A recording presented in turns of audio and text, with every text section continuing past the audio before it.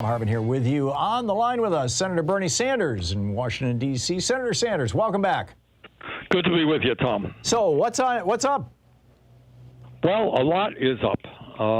We are working, as you know, on what I think is the most consequential piece of legislation for working families since FDR and the New Deal and the Great Depression. And, you know, what we're trying to do, and I think what is profound about what we're trying to do, is we're trying to take a hard look at the reality of American life today. Not saying, you know, we got to cut this, we got to do that, but we're saying what is going on in America today? What does it mean that tens of millions of working families are struggling? What does it mean that the people on top are doing phenomenally well and we have massive levels of income and wealth inequality? What does it mean that we're the only major country on earth not to have paid family and medical leave, that we got almost 600,000 people who are homeless, and so many people spending half of their income on housing? The people can't afford child care, can't afford pre-K. What does it mean that elderly people can't afford the hearing aids they need, the dental care, the eyeglasses that they need? What does it mean that we pay the highest prices in the world for prescription drugs? What does it mean that our infrastructure, physical infrastructure, is crumbling? So what we're doing now, which is kind of unique in our lifetime, Tom, I think, is really taking a hard look. Now, people can disagree. Are we right on this or wrong on this? How much should we be spending? But we've never had a moment when we're actually looking at the real problems, including, obviously, climate and the devastation being wrought by climate change, where we're actually looking at the real problems and saying, okay, how do we address them? I've never seen that in my lifetime. And that's what we're trying to do. Yeah, you specifically, you're talking about this $3.5 trillion infrastructure legislation that you want to pass by reconciliation. What can people who are listening right now do to support your efforts in that regard? I mean, how do we need to be weighing in with our senator? Yes.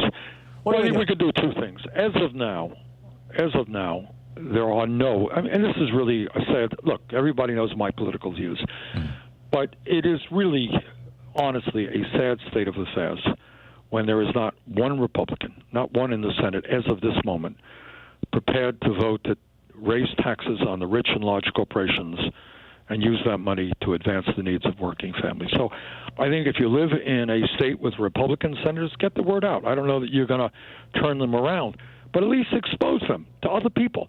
You know, you got the Republican Party. Oh, we are now the party of the working class. Really?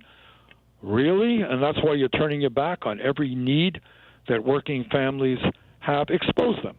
And in the Democratic state, just make sure that the Democratic senators are prepared to be as tough and as strong as they have to be to pass this bill. Yeah. Now, with reconciliation, there isn't as much of a concern about the filibuster, but Republicans in the Senate are also filibustering an attempt to put legislation into place that would, basically guarantee the right of all Americans to vote. Right. What's your sense of where that's going? Well, look, that's just a huge, huge issue.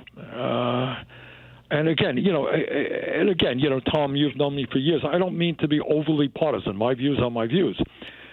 But we now have a Republican Party which, X number of years ago, I don't know, 10, 20 years ago, it was a center-right party, which believed in limited government, all that stuff, and that's fine. That's the point of view.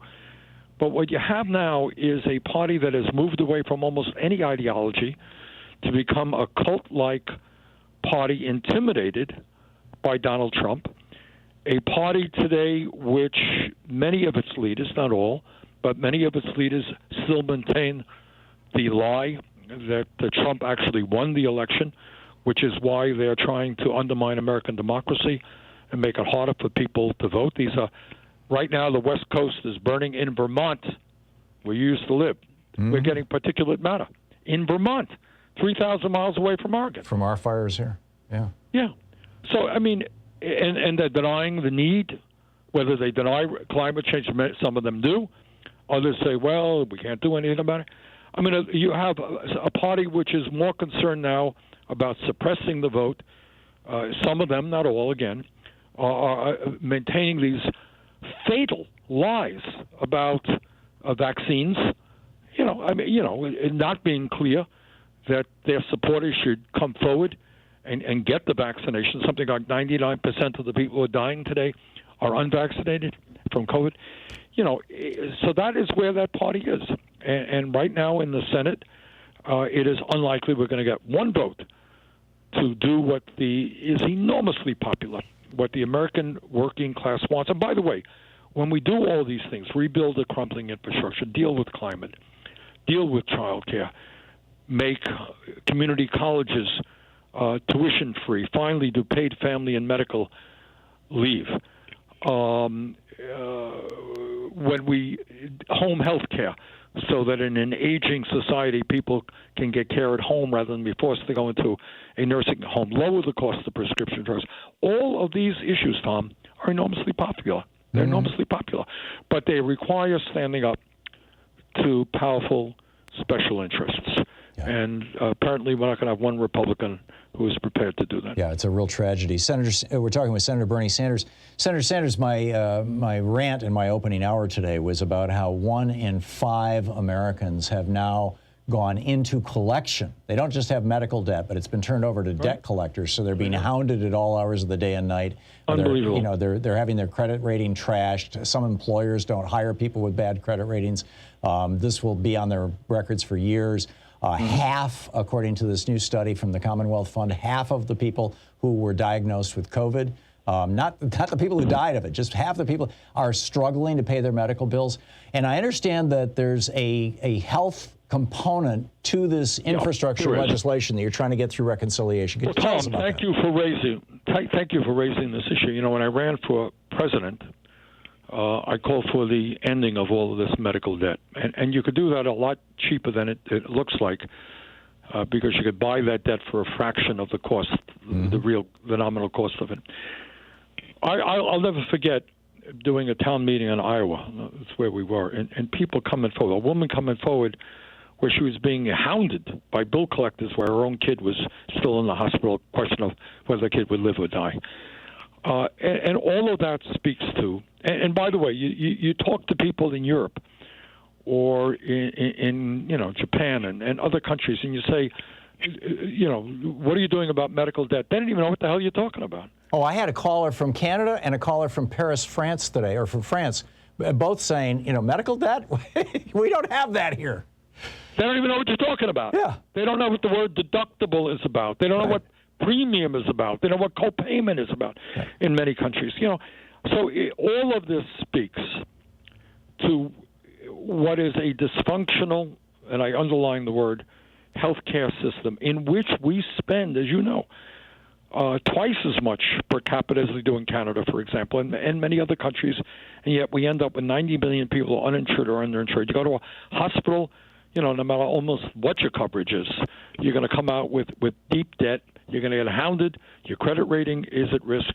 It is an insane system. It is an insane system designed simply to benefit the pharmaceutical industry, which charges us by far the highest prices in the world, and the health insurance companies. So the good news is health insurance and the drug companies make billions in profit every year. They pay their CEOs outlandish profits. They have money to spend on lobbying and campaign contributions. But for ordinary people, this system is an unmitigated disaster. Now, in this bill, I'm not going to sit here and tell you that it does everything that I want it to do. It doesn't. My views are not the views shared by every member of the Democratic caucus, nor on this issue by the president. I believe in a Medicare for all single-payer program, funded publicly and providing health care without any out-of-pocket expenses, which would eliminate the whole issue of medical debt. But this is what we do. Number one, we will expand Medicare to cover dental cost, hearing aids, and eyeglasses. A lot of seniors cannot afford dental care. Dentures are quite expensive. Hearing aids, very expensive. Eyeglasses, expensive. So we will cover that as part of Medicare. What we will also do is, at a time when in many states Republican leadership has not been prepared to expand Medicaid under the Affordable Care Act, we're going to figure out a way, and it's very complicated legislatively, to make sure that those people who today should be in Medicaid but are not are able to get the health care that they need. We also want to extend the subsidies of the rescue plan to make the Affordable Care Act more reasonable. And we want to lower the cost of prescription drugs. So those are some of the issues we are dealing with in the current legislation.